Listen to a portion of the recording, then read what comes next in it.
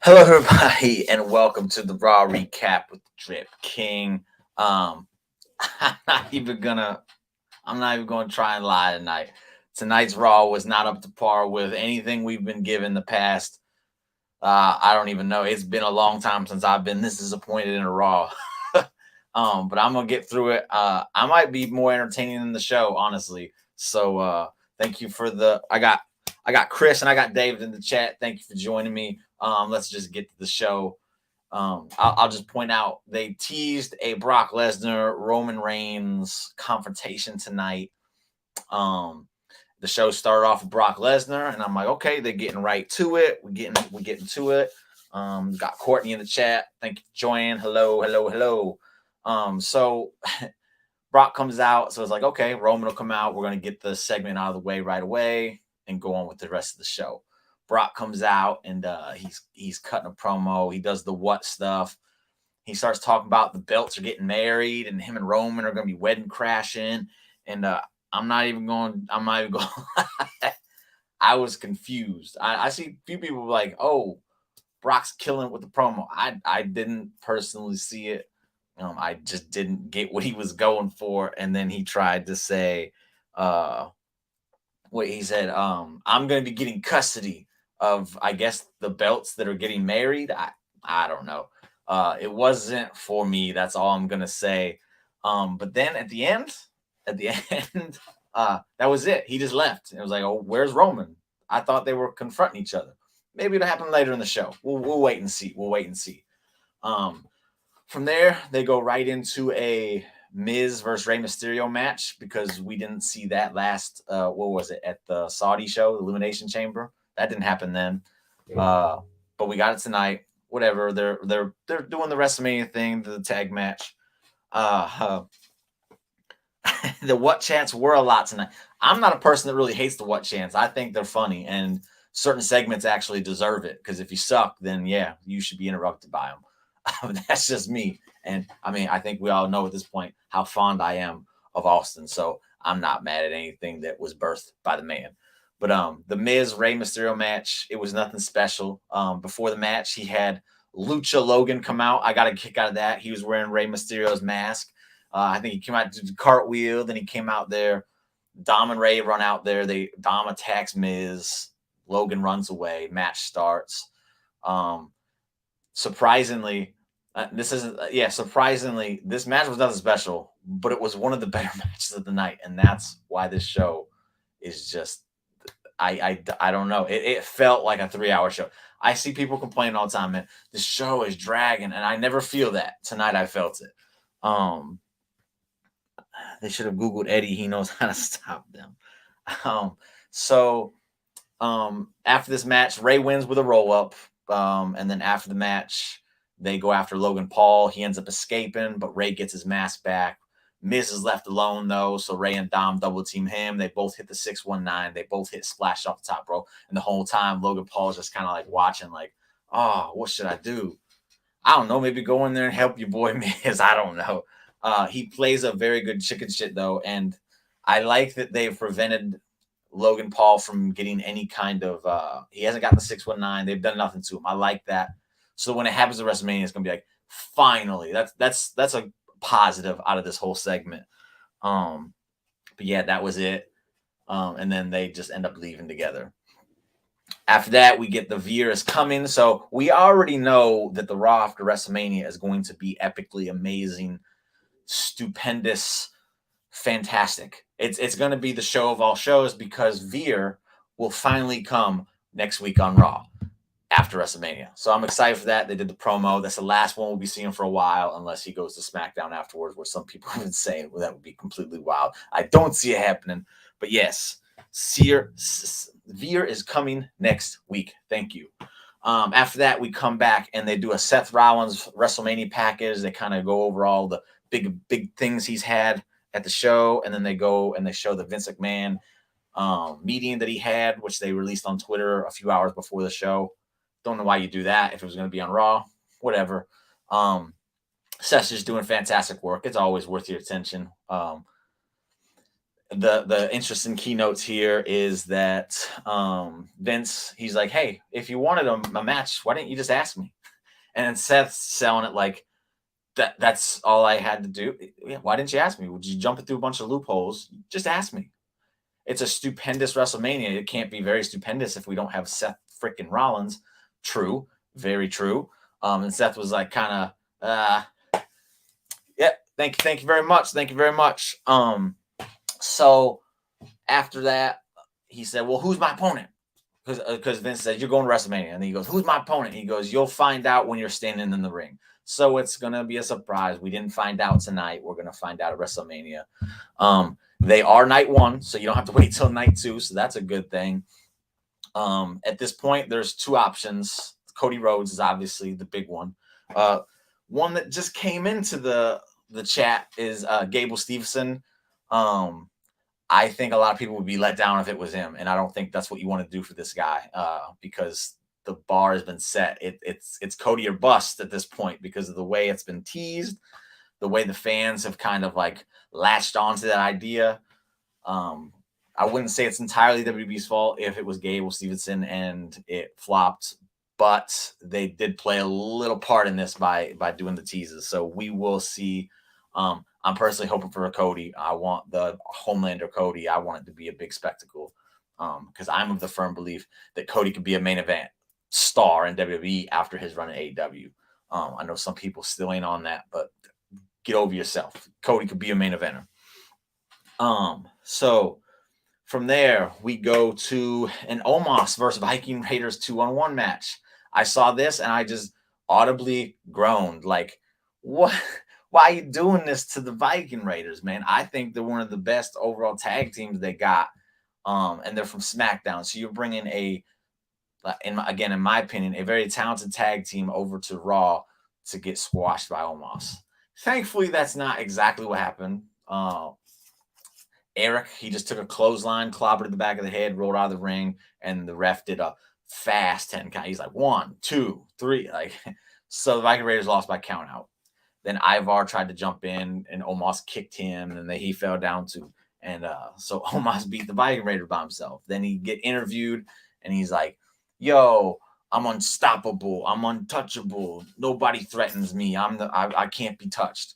And then out comes Bobby Lashley, and I just want to go ahead and do a little Tommaso Ciampa back pat like that because I called this match months ago, and people thought it was crazy.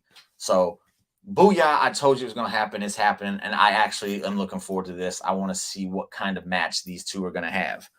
From that, we go to, and Bobby Lashley, he knocked Omos on his ass. That's the first person that's done it. Omos did not like it very much. He screamed as Bobby pointed to the WrestleMania sign. You know, that's what we got to do. I don't got one here, so just pretend that's it right there. That's what he did, and Omos says, he's mad. He got knocked down. It might be good. Yeah, it might be good. I think we don't have enough giants these days, and I think Omos can be that guy if they just continue the trajectory of him. Don't rush him into anything. Keep him safe from just bad stuff. Just if he can't go long, don't make him do long matches. Bobby Lashley's a main eventer, so it's a big spot for Omos. Only thing is, I don't see Bobby Lashley as a guy that if Omos beats, people are like, oh no, Omos has arrived. It's like, oh, Omos is actually beating someone legit. It's not the same as if Omos was to beat Seth Rollins or if he was to beat Kevin Owens or Drew McIntyre. And that's not a knock on Bobby Lashley at all because I like Bobby. I just don't think he's looked at on that level. So I think Bobby is a great opponent for Omos at this point. Should he have been trained a little bit more? Is he a little green? Yeah, absolutely. But they wanted him on TV because of his size, because of the attraction that he is. So I'm just on board with it, and I think they've done a good job with it. think the only way this works is if MVP ends up siding with Omos, costing Bobby. And that's exactly what I think happens. Bobby is going to get turned on. MVP is just going to be like, yo, that's a nice, shiny new toy. He's bigger and he's better. I'm taking that one. And he's going to turn on Bobby and align himself with Omos. And that's going to help Omos even more because MVP is going to be able to bring him along. He's going to be able to do all the talking so we don't got to hear Omos go, I'm unstoppable. Like, no, bro, just cut it. Let MVP do all the talking for him, and it's going to be good. Braun Breaker. Yes. So congratulations to the Steiner brothers. I am pumped. I wasn't going to watch the Hall of Fame show because I really genuinely don't care about it most of the time. But if Scott Steiner's there and he's going to be on the microphone, I am checking out the Hall of Fame show. Big Papa Pump, big fan from back in the day of him. And seeing Braun Breaker, yeah, he can't talk. I agree with you, Dave. We agreeing a lot tonight. I agree. Hello, Josh. Thank you for joining us. But seeing Braun Breaker introduce him, that would be cool. And then again, Scott Steiner on the microphone. I cannot wait. Hall of Fame show. Back to the show though, we go to the back and it's a Reggie and Dana segment. And it basically it doesn't end, but Reggie gets down on knee and he's ready to propose to Dana. She gets attacked by Tamina. They run off. Then here comes the power of Tozawa, the highlight of the whole 24/7 scenario segment now. He comes in and he's dressed. He looks like he's looking stylish. And Tamina's like, what are you dressed like that for? And then he proposes to Tamina. And then she goes, what do you think I'm going to say? And then she says yes. And they start dancing away. And it's funny to me. I love Akira Tozawa. I would love to see him in the ring, clearly, because he's fantastic. But I feel like he's finally found his groove with the character work, and he's killing it at the moment. Hopefully, this leads to him doing something better when this storyline is over, because he's talented. He's very, very talented in the ring. If you haven't seen him, go watch something. He's really good. Raw Bachelor, baby. It will end, David. Don't be no. As down as I am on Raw, I'm still gonna keep that positivity. It will end sooner or later. I promise you. And Tozawa will. He probably won't do anything. They probably won't do anything well, but he won't be stuck in this nonsense forever. But then at the end of that segment, R-Truth had his binoculars and he was watching, and he goes, "Oh, I got an idea." So I assume he's probably gonna be the person that like marries him. And I don't know. Just if you watch 24/7 stuff, you'll enjoy it. If you don't, you won't. And that's how I've always went about it. Enough of that one. I spent too much time on that one. Next up is top of the hour. So here comes Roman Reigns. Okay, Roman Reigns coming out. So that confrontation will happen now. Brock will come out because he hates Roman. He wants to get his hands on him. So R-Truth might win. Yes, and he should. R-Truth has been 24/7 titleist for too long. But so Roman Reigns comes out and he's decked out in red. And I will just add this little tidbit. Roman Reigns and the Usos, the whole bloodline decked out in red. I like that look a hell of a lot more than the look on SmackDown. And they're just dressed in black. But the Raw, man, he just looks like I can't explain it. He just looks better. They all look better. They look more like bigger superstar. I can't explain it. They just look cooler in the all decked out all red. But Roman comes out, and I'll say he cuts a great promo. I enjoyed this promo a lot. He's very serious. He talks about how he's never beat Brock at WrestleMania, and it pisses him off, and he's ready to change that.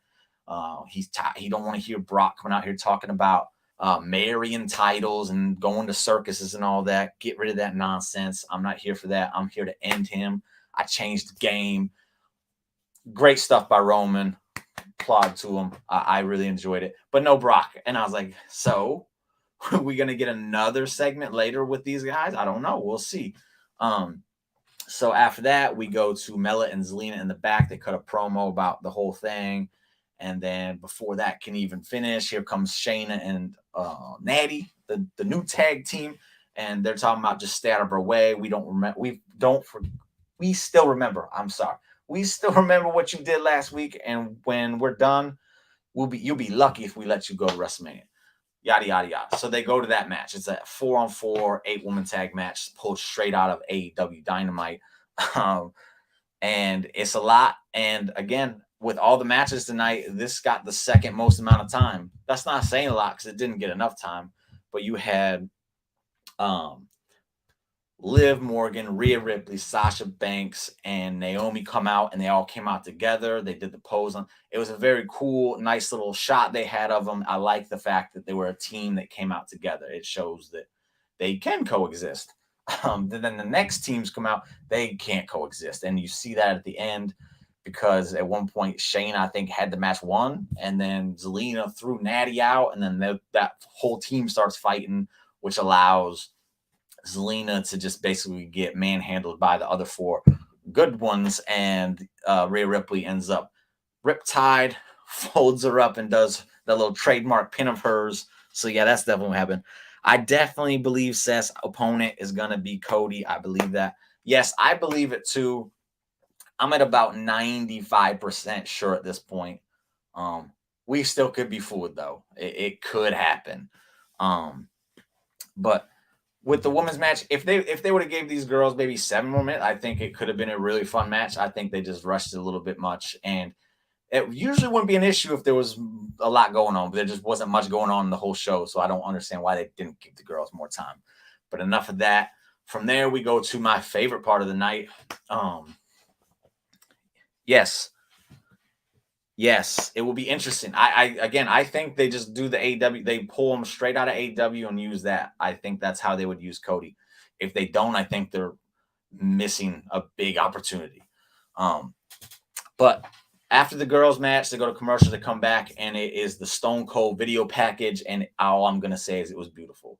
It gives me goosebumps. I love the fact that with the Stone Cold Kevin Owens KO show match, beatdown, whatever it's going to be, whatever they're calling it, they have not spoiled that pop that Stone Cold is going to get when that glass breaks and he comes through the curtain, whatever you want to call it. It's going to be, I don't even have a word for it. I'm very excited for it. And again, this video package did a wonderful job. Kevin Owens has done an amazing job selling this match without the help of Stone Cold. He hasn't needed it. And again, I love it because that's going to make that pop at Mania so much better. So after the video package, I got a little tear in my eyes. I'm just like, oh, it's Stone Cold. I love him so much. KO's in the ring, and he's cutting a promo, and he kills it again. He says, hey, I'll tell you what, I'm going to drink a beer with you when it's all said and done. Because this isn't Stone Cold we're getting on the KO show. It's Steve. Don't kid yourself. He sounds like Stone Cold. He looks like Stone Cold. But it's Steve, the man who's been just drinking himself away for the past 9 years completely out. He don't want to start it with me. If he tries to get funny with me, he'll be getting a stunner from me, and then I'll stand over his carcass and all the others celebrate. Good stuff. Owens 316 says, my stunner is better than yours. Just good line after good line after good line here. Owens, again, kills it as he has pretty much this entire program, if you want to call it a program, because without Austin, it's a one-sided Kevin Owens thing, but it's going to be good. Again, I'll reiterate what I said last week. If you still think that this is going to be a KO show, get yourself checked. It's going to be a match. Stone Cold is going to open a can of whoop ass, and it's going to be amazing. That's the best part of the show for me. Sorry, I'll go back to reality now. Yeah, I'm mad they don't give the women as much time. They give some of the women time. They don't give all of them time, and that's the problem. Because again, you have 8 women in this match, and you don't give them 13, 14, 15 minutes. Like, why not? Why not? That's kind of silly. So after that, we go to a Ricochet versus Austin Theory match. And when I saw Ricochet come out and then I saw Austin Theory come out, I was like, oh, this is going to be a cool match. I'm very excited about this match. It went from a very exciting moment of the show to the part of the show that probably pissed me off the most. And I'll tell you why. Ricochet is your Intercontinental Champion. For whatever reason, they put this title on people and they don't make it any kind of deal. Same with the United States title, honestly, because what are they doing with that? It's in the Andre the Giant Battle Royal. But so this match happens. I don't even think it went 4 minutes, and Ricochet dominated until he went to the top. Austin Theory hit the rope. He fell, picked him up, hit his A-Town down, whatever he's calling it. Gets the 1-2-3 clean victory over Ricochet in less than 5 minutes. Austin Theory just beat the Intercontinental Champion that they brought over from another show to beat in 4 minutes. This is stupid. There's no other way to say it. That is stupid. And Theory destroyed Ricochet. But he didn't. That's the problem. He didn't. Ricochet owned him throughout the entire match. And then literally it was just like, oh, I'll trip you up. I'll hit you the 8-town down. It's done, over with. Then he gets his little selfie. This is not a knock on Austin Theory. I know it's not his fault. It's just terrible booking. I feel bad for Ricochet. And again, back to the United States title. We haven't seen Damian Priest in 2 weeks. That man was the United States champion forever. Finn Balor, I don't know if we've seen him in 2 weeks either. He's gonna beat Pat. What if he's gonna beat Pat? But they got the United States champion and the guy he's currently in a feud with in the Andre the Giant Battle Royal. I just did a video on this on my channel talking about how shitty this is to do this to the mid-card champions. Why should I care at this point what Ricochet is going to do? I was excited for the triple threat match. Now I'm not. What are you doing? What are you doing? That's silly as hell to me. I'll stop, though. I don't like being negative about things, even though this is really, pardon my French, it is fucking stupid. I will move on and I will try to get out of this little slump right now. When they don't bother to do a storyline to get you the title, they don't care. Yeah, they don't. They clearly don't. And I feel bad for Ricochet because everyone was excited. It's like, oh, I thought they didn't have plans for him. Well, they gave him a title and they still don't have plans for him. Same with Finn Balor. Like, yeah, I'm done. I'm done with that part. We're going to move on. They did a little quick thing on Triple H because, he just announced his retirement. He can't wrestle in the ring no more. They gave him a little bit of love. I'm sure they're going to have a different video. This was not a special video package. It was just kind of like the impact he has on the current roster and how it was a big headline throughout the news outlets. So that happened. It was cool. Bianca Belair, she comes out. She's kind of promo on Becky, how you've tried to do this. I'm still here. You can't stop me. I'm taking that title. Then out comes Becky. Her music hits. Vincent Van Gogh. Bianca's waiting for her, but then Becky tried to come in from the back, but Bianca saw it. She cuts her off, starts beating her down. She goes to grab the chair that Becky tried to bring in the ring. Big mistake, because then Becky takes advantage, starts beating her down. Hits with the chair, goes to the fans, goes to grab the chair, hits her again. Then she gets some shears, and it's like, oh, Brutus the Barber, Becky Lynch, the Beefcake, whatever you want to call her. She coming over here and she wraps up Bianca's ponytail. She's getting ready to cut it off. And then Bianca just literally picks her up. KOD. Okay. So then Bianca says, I'm not done. She's pissed. Picks Becky up. KOD again.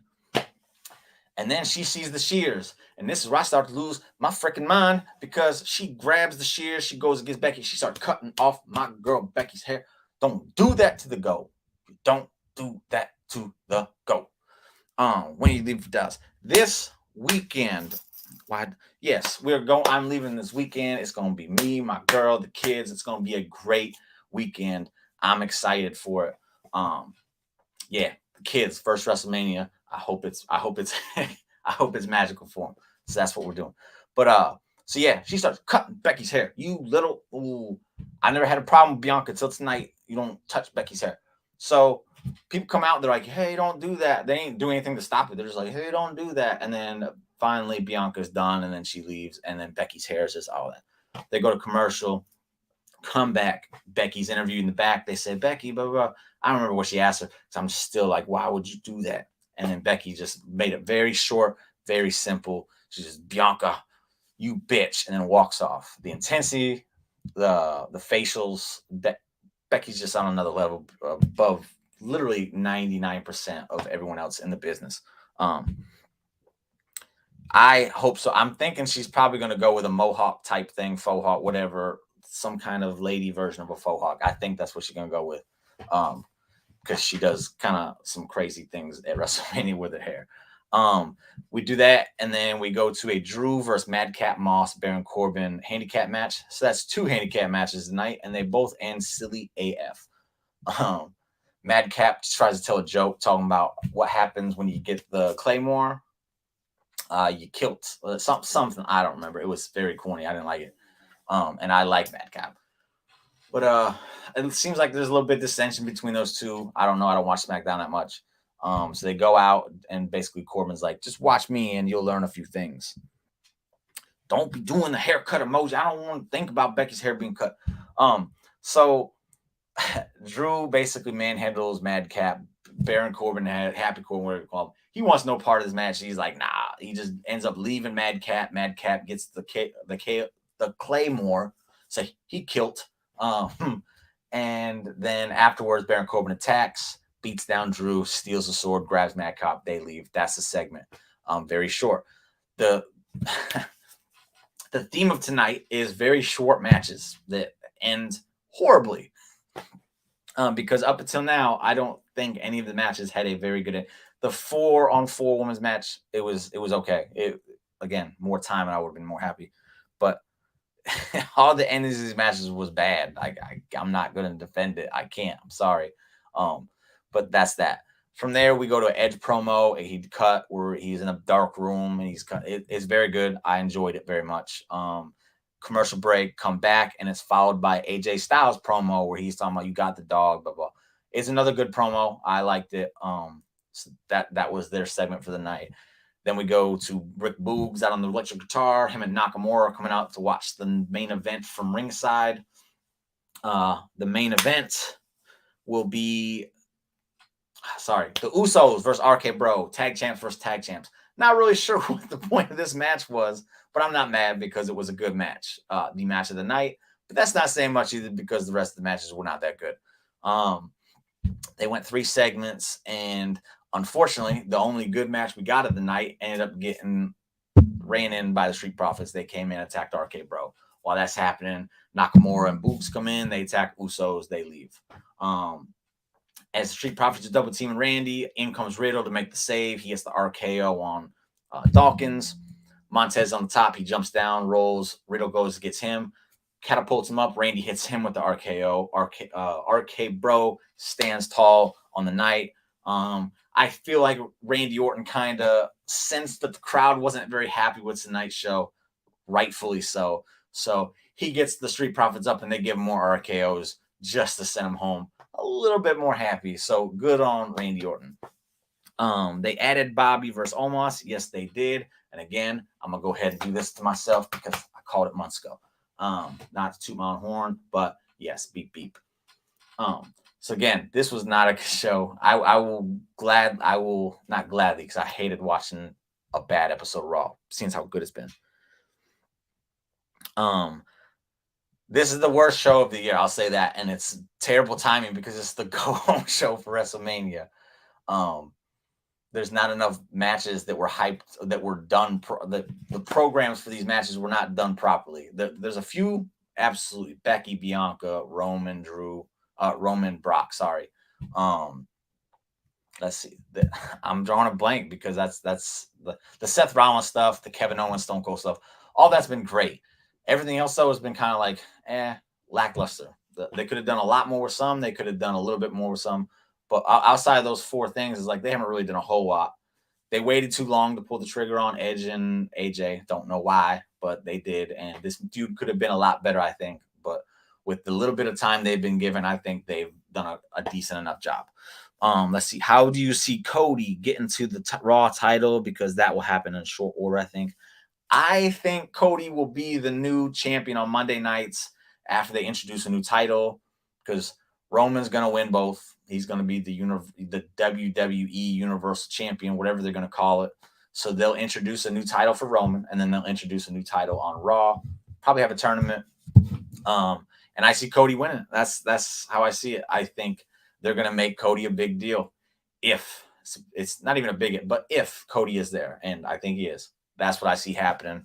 And I have no issue with it because again, it's if you're wanting to send a message to the people over in AEW, the talent in AEW, like, hey, we're more than welcome to bring you in and treat you like royalty, treat you like, the talent that you are. This is the way to do it. You wine and dine Cody Rhodes. And it'll be nice to see Cody Rhodes do this to win the title that his dad and brother could never win. Yeah, they didn't hype enough. Yeah, unfortunately they didn't. But again, the ones they really did hype, they did an amazing job with. I was pissed at the idea of Roman and Brock at first, but I just like the dynamic better with Roman being the heel and Brock being the face. I like them keeping them away from each other as much as possible. Even though they've been face to face, there has been no physicality. That's the way you do things. The physicality does not always work. That's why the Seth Rollins thing has been good. That's why the Kevin Owens thing, because there's no physicality between the programs they're doing. Kevin Owens, Stone Cold shouldn't be touching each other, and they haven't. You haven't even seen Stone Cold. Seth Rollins, whoever he's facing, he hasn't. And Seth has just done an amazing job of being like, I want to see what happens with this guy at WrestleMania. And another one, I'm sorry to even forget the man, because I love him so much. Sami Zayn has done a masterful job of selling his match, and it's against Johnny Knoxville. People, people were mad that he was going to defend the IC title against Johnny Knoxville. And it's like, yo, maybe he should have, because instead we're getting Ricochet defended against Los Lotharios on SmackDown. It doesn't mean shit. So yeah, there's 5 matches I think have been built good. The rest just you could have done a lot more with them. They could have done Cody, Seth, Bobby, Cody. Bobby never lost the chamber. They could have. Cody pins either Bobby or Seth in the 4-way, keeping Roman from eating the pin. Roman won't even be involved. He'll be on SmackDown doing his thing. I think it's going to revolve around Seth, Kevin Owens, Bobby, and Cody Rhodes. That's going to be your 4 in the main event right now.